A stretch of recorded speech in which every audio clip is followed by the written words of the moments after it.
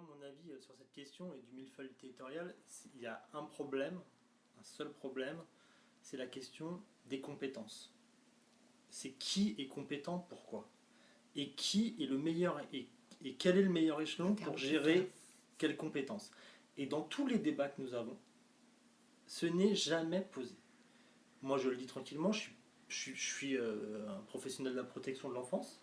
Je suis bien embêté pour répondre sur la question de la suppression du département, parce que par exemple, je trouve que l'échelon départemental sur la protection de l'enfance, il est assez pertinent.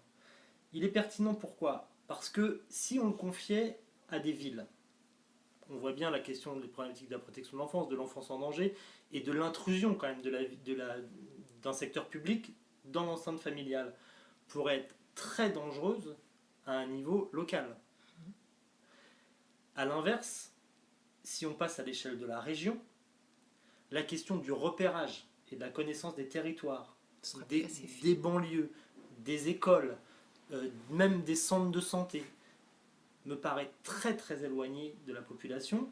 Pour pouvoir exercer une mission qui est indispensable en protection de l'enfance, c'est repérer où se situe l'enfance en danger.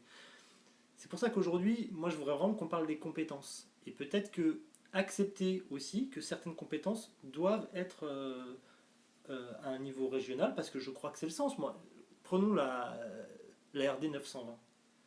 La RD 920, nous avons 2 départements, même 3, mais pour ce qui nous concerne plutôt 2, qui n'ont quand même pas réussi à se mettre d'accord sur l'aménagement que devait prendre cette route, cette pénétrante vers Paris, qui est une pénétrante structurante. On a donc les Hauts-de-Seine qui ont fait un bout de chemin, un chantier, et le Val-de-Marne qui en travaille un autre. Alors qu'on sait très bien qu'une grande pénétrante, c'est la même vallée, c'est le même bassin. Donc, à la fois, j'entends qu'il faut respecter les avis de chacun, mais à un moment donné, où est la cohérence d'action?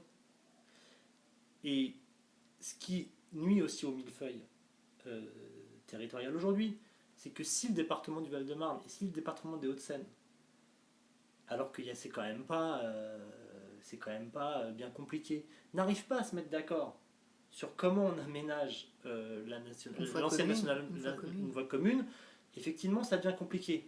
J'ai bien compris que la position du président du Conseil général des Hauts-de-Seine avait fortement nui à cette concertation qui avait été engagée d'ailleurs, et notamment les dogmes sur cette question qu'a mis Patrick Devedjian en refusant des voies de bus parce qu'il considérait que c'était un monopole d'État, ce qui est quand même d'un sectarisme profond. Moi je pense à tous les gens qui prennent le RERB le matin entre 8h et 9h et qui sont entassés comme des sardines. Je pense que si on avait délesté un peu avec des voies de bus, je pense que le monopole d'État aurait été accepté par les populations.